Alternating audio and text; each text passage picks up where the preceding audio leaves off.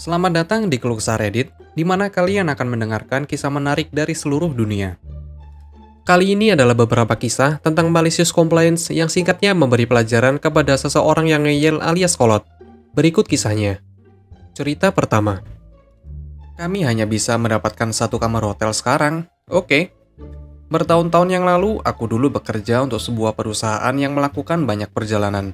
Kami berbicara 12 hingga 20 jam sehari di truk dengan pria lain. Seringkali selama 5 hingga 10 hari setiap kali. Ketika kami berhenti di hotel, yang tidak setiap malam terkadang kami tidur di truk. Kami akan mendapatkan kamar hotel terpisah sehingga kami akan memiliki sedikit ruang pribadi. Ada tarif per diem. Dan selama kami menjaga kamar hotel di bawah tarif itu tidak pernah menjadi masalah. Nah, sekarang sekitar 15 tahun. Perusahaan tiba-tiba memutuskan kamar terpisah menghabiskan terlalu banyak uang. Kami harus berbagi kamar sekarang, berapapun biayanya. Pasar kerja cukup bagus pada saat ini, dan beberapa orang pada dasarnya berhenti di tempat, dan sisanya banyak mengeluh. Sekarang, ini sebenarnya menciptakan dua bentuk malicious compliance. Yang pertama adalah alih-alih mencari hotel dengan harga sedang, seringkali pengemudi akan memaksimalkan tarif yang diterima. Misalnya, seringkali kami berkendara keluar kota besar dan tinggal di pinggiran kota di mana hotel dan motel lebih murah. Tidak lagi. Kami akan mencari hotel yang sangat bagus di pusat kota, dan perusahaan harus membayar parkir di sana juga untuk truk sehingga mereka juga harus membayarnya. Kemudian beberapa orang mengambil kebijakan selangkah lebih maju, dan akan masuk ke hotel, dan berkata aku akan memberi perusahaan tarif maksimal untuk kamar ini. Kami akan mengobrol di meja hotel, menjelaskan situasinya, dan dengan sengaja membayar lebih untuk kamar, menghabiskan setiap sen yang mereka bisa di bawah tarif maksimal, hanya untuk membebani perusahaan lebih banyak uang. Bagian kedua dari malicious compliance mengambil sedikit lebih licik di belakang layar. Tak lama setelah perubahan ini dilakukan, kebetulan manajer kepala perusahaan perlu melakukan salah satu perjalanan yang relatif jarang ini. Melalui beberapa transaksi pintu belakang, beberapa dari kami berhasil mendapatkan pengemudi yang paling menjengkelkan, paling bau, sesuai jadwal dengannya. Orang ini memiliki sedikit perjalanan, pria yang baik, tetapi tidak suka mandi terlalu sering, berbicara sambil menutup telinga, dan menolak menyalakan radio, sangat jorok, dan suka menonton film porno dengan suara keras di TV di kamar hotel.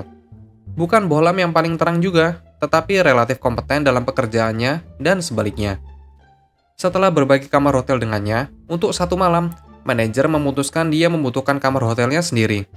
Kami memastikan semua orang di perusahaan tahu kalau manajer tidak akan meretasnya selama lebih dari 1 hari berbagi kamar. Dan ini menyebabkan perselisihan yang cukup kuat. Beberapa orang baik berhenti. Tak lama kemudian, mereka menerapkan kembali kebijakan kamar hotel perseorangan. Tapi sekarang kerusakan telah terjadi. Beberapa orang sangat suka menginap di pusat kota. Jadi biaya parkir untuk truk naik, dan biaya keseluruhan kamar hotel juga naik. Cerita kedua. Gratis pengiriman sehari? Oke. Aku pernah bekerja di gudang barang tim olahraga profesional lokal. Aku berada di bagian e-commerce dan memproses pesanan online dengan sekitar 3-5 orang lain mengingat hari kerja. Itu 3-5 orang, mengambil, mengemas, memproses, dan mengirim banyak sekali pesanan, ratusan sehari. Jadi bukan Amazon. Kami meluncurkan kaos Nike baru yang sangat jelas diminati saat rilis. Kaos pemain tertentu datang terlambat, pesanan harus menunggu karena itu, dan tentu saja orang-orang frustasi. Terutama pria yang satu ini. Kami akan memanggilnya Fred, yang pesanannya mungkin berumur sekitar 1 minggu, dan kami masih belum memiliki jersey yang diharapkan di gudang. Maaf tentang itu, tetapi kami tidak dapat mengirimkan sesuatu yang belum tiba ke gudang. Tetapi untuk beberapa alasan, mereka yang bertanggung jawab mengatakan kepada kami untuk tetap meletakkan barang di situs web, dan mulai menerima pesanan dengan pemberitahuan yang mengatakan pengiriman mungkin tertunda bla bla bla. Jadi kami akhirnya mendapatkan pesanan Fred. Kami memprosesnya, pengiriman 3 hari seperti yang dia minta, dan bayar. Beberapa menit setelah kami memproses pesanan, Fred mungkin mendapatkan pemberitahuan email kalau kami telah memproses pesanan yang mengatakan itu akan menjadi 3 hari lagi, dan Fred menelpon kami dengan kesal kalau butuh waktu lebih dari seminggu bagi kami untuk memproses pesanannya. Percakapan dimulai dengan ramah. Dia frustasi, dan itu bisa dimengerti.